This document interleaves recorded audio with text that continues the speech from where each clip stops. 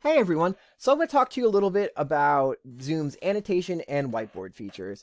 And these are some of the neatest tools that Zoom has because they allow you to replicate the same sort of activities that you would normally do in class. So like in class, you might project something on the board and then you would spend some time talking about it. Maybe you would even mark it up a little bit on the computer or on the smart board, depending on what kind of technology you had. And then, maybe the students even, they get into groups, breakout rooms we'll talk about a little further on. They chat about what you're projecting, some of the concepts you've talked about, and then they come back and add in their own feedback. Or when we get to the whiteboard, maybe students are doing some of their own work, writing it down on this piece of paper, and then sharing it to you, showing it to you, sharing it with the class. And the annotate and whiteboard features allow you to do that exact same sort of thing in a live Zoom meeting. So first, you do want to make sure that your participants are allowed to share their screen. That's item number one. If they can't share their screen, you're not going to be able to do as much with this. Although I guess on the annotation feature you could. The whiteboards where you'd hit limitations. So to start this, you hit share screen. And this begins the magic. And I'm going to select this webpage for President Albritton. All right, our fearless leader here. And what you do is you just click annotation. And it brings up all these great tools. And if you've ever used, any kind of program like Paint, you know what these tools are.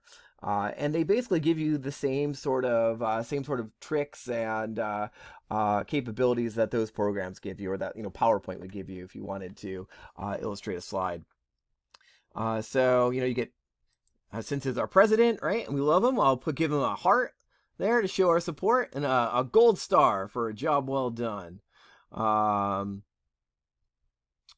And you could also type things like, in case he's looking at this, greatest, whoa, I better spell it right, greatest president ever, right, with 3 exclamation points, so he knows we really mean it.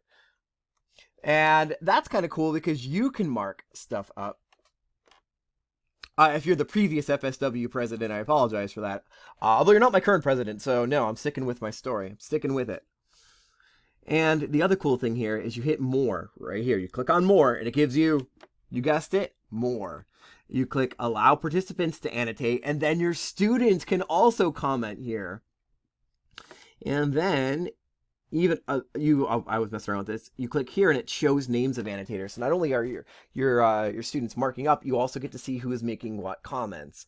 And then when you're done, you can take a screenshot or you can click save and it'll download it. Great. Really easy. You can clear at the touch of a button. You can also erase specific features. Maybe we want to get rid of the star and just show the love, right?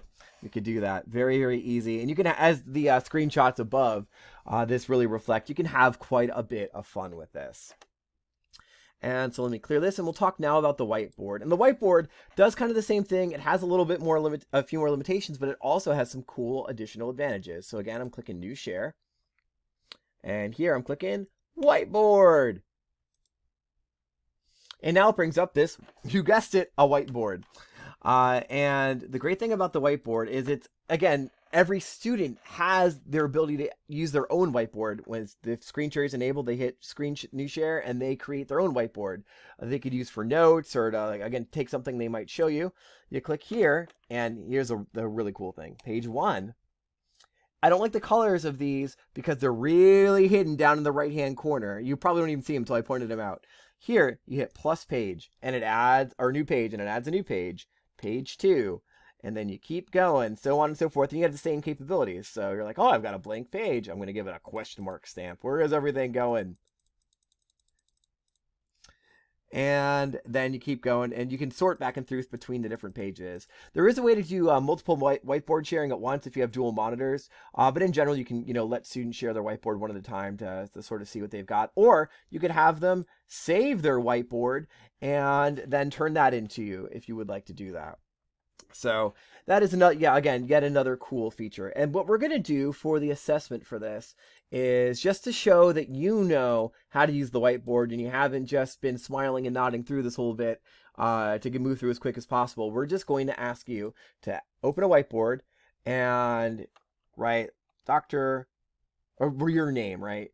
So I'll write my regular name, Scott Milano's classroom. That'll do it. If you want, you can draw something funny. So I'll draw my little icon, and then you'll just turn this in, and you'll be good to go. You don't need to draw anything, but you could if you wanted to, right? So, uh-oh, my hair's all askew. Let me fix this. I only want the best drawings for you all. Oh, I just erased my name. But luckily, it's got an undo feature, right?